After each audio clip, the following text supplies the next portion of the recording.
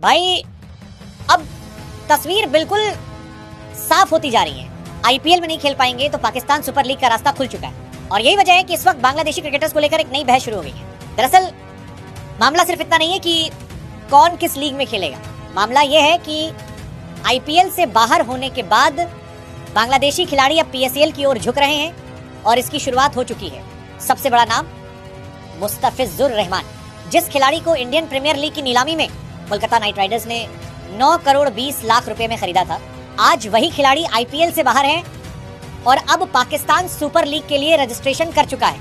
अब जरा पूरे घटनाक्रम को सिलसिलेवार समझिए। आईपीएल ऑक्शन के बाद जब केकेआर ने मुस्तफिजुर रहमान को टीम में शामिल किया तब किसी को अंदाजा नहीं था कि मामला यहां तक पहुंच जाए, लेकिन देश के भीतर हालात बदले और उसके बाद board of control for cricket in India ने साफ तौर पर केकेआर को यह निर्देश दिया कि मुस्तफिजुर रहमान को स्क्वाड से रिलीज किया जाए। केकेआर ने बीसीसीआई के निर्देश का पालन किया, ना कोई बहस ना कोई टालमटोल, मुस्तफिजुर को टीम से बाहर कर दिया गया। यहीं से शुरू हुआ असली तूफान। इस फैसले के बाद क्रिकेट जगत में हलचल मच गई।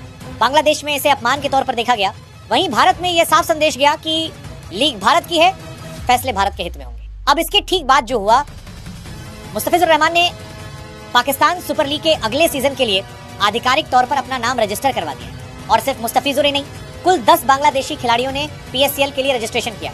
ध्यान देने वाली बात यह है कि पीएसएल के लिए रजिस्ट्रेशन की आखिरी तारीख 20 जनवरी तय की गई है और उससे पहले ही बांग्लादेश के कई बड़े नाम इस लिस्ट में शामिल हो चुके हैं। आर के आप अब उन नामों पर भी नजर डालते हैं। मुस्तफिजुर रहमान के अलावा तास्किन अहमद, शाकिब अल हसन, रिशद हुसैन और तंजीद हसन तमीम, इन सभी ने पीएसएल के लिए नाम भेज दिया है। यानी साफ है कि आईपीएल का दरवाजा बंद होते ही पीएसएल को एक विकल्प के तौर पर देखा जा रहा है। पिछले पीएसएल सीजन की बात करें तो लाहौर कलंदर्स की टीम में रिशद हुसैन, मेहदी हसन मिराज और शाकिब अल हसन खेलते नजर आए थे और वही लाहौर कलंदर्स आखिरकार चैंपियन भी बनी थी।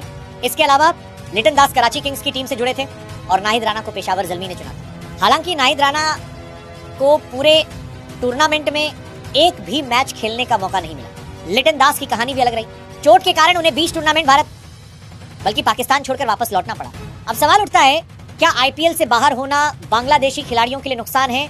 साफ जवाब है, पैसा शायद मिल जाए, लेकिन आईपीएल जैसी ग्लोबल वैल्यू, एक्सपोजर और क्वालिटी क्रिकेट पीएसएल नहीं दे सकता। और यही वजह है कि आज भी दुनिया की सबसे बड़ी लीग आईपीएल ही मानी जाती है। भारत ने किसी खिलाड़ी को रोका नहीं। भारत ने सिर्फ ये कहा कि परिस्थितियां अगर देश के खिलाफ जाती हैं तो फैसले देश के हित में लिए जाएंगे और यही हुआ। अब बांग्लादेशी खिलाड़ी पीएसएल में खेले या किसी और लीग में, ये उनका व्यक्तिगत फैसला है, लेकिन ये भी उतना ही सच है कि आईपीएल से बाहर होना किसी भी खिलाड़ी के करियर पर असर डालता है। आज मुस्तफिजुर पीएसएल में जा रहे हैं, कल कोई और जाएगा, लेकिन आईपीएल की चमक, आईपीएल की ब्रांड वैल्यू और आईपीएल का स्तर वो कहीं और नहीं मिलेगा। यही वजह है कि आईपीएल से बाहर होना सिर्फ एक कॉन्ट्रैक्ट का नुकसान नहीं, बल्कि एक बड़े मंच से दूर होना है।